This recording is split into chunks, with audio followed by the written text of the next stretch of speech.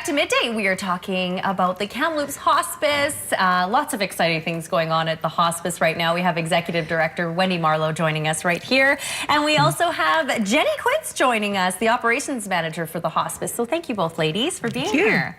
Let's talk first of all, Wendy, about where we are right now with this new build. This was so fantastic, this extension for the hospice. I mean, what does that mean to you guys? Well, it's great, and it's near ready for us to take occupancy. Excellent. And so we're busy working on programs and ready to invite the community in. And so we're looking forward to workshops and relaxation classes, but it's really great timing. We're just going to talk about a bit today about our 15th anniversary of those doors being open, and what a neat timing that this building is really ready for us to take possession of. I love that. Yes, it is quite a milestone for the hospice. 15 years in our community, and of course we know you mean so much to this community. So it's just only fitting that you get that extension and open these new doors, right? Yeah, it's great timing, and again, as Jenny's going to share a bit, you'll see how we've grown in phases, and even starting before we ever had a building.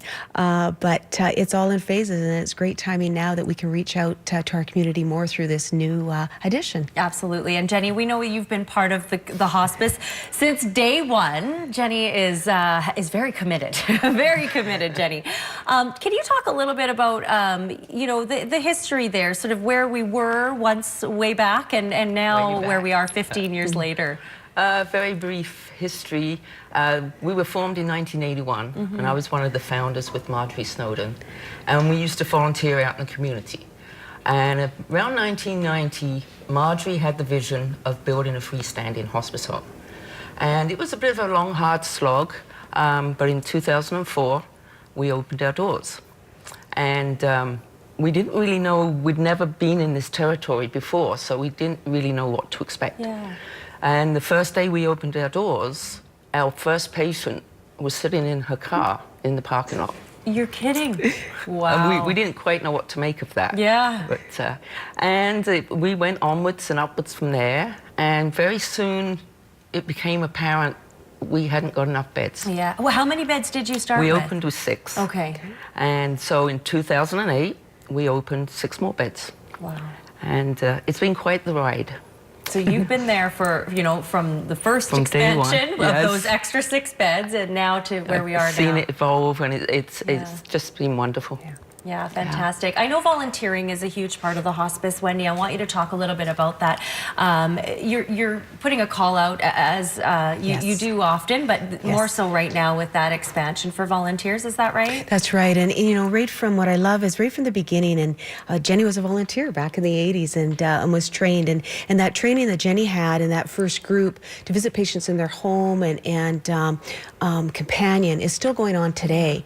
But now with our expansion, we realize we need more volunteers, and so for our workshops we're going to need things like we're going to need bakers, and we're going to need co-facilitators, someone else just to be there to check people in and to support them. We have a resource corner, and we want people to be able to help people find what they're looking for. And so we have lots of opportunities, including we have a complementary therapy room in our new building, and so we're looking for people who might want to volunteer with massage or Reiki or music therapy, drumming, and so there's lots more opportunities. There is so much. People may have things that we haven't thought of.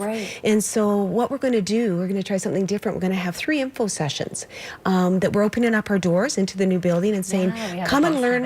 Come and learn about our volunteering and opportunities. So you'll see there February 20th, 23rd, and 25th, different times of the day to try to capture people.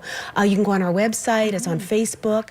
But we'd love people there. You don't have to register. Just stop by during one of those times and just learn more about volunteering at hospice, and maybe you have a talent or a skill that we hadn't thought of that you'd like to share with us. As being a volunteer before, Jenny, and having been in that role, what would you say to people to you know, anyone that may be just going, should I or shouldn't I, you know? I would say you should. It's the most rewarding thing you can do is to give back volunteering.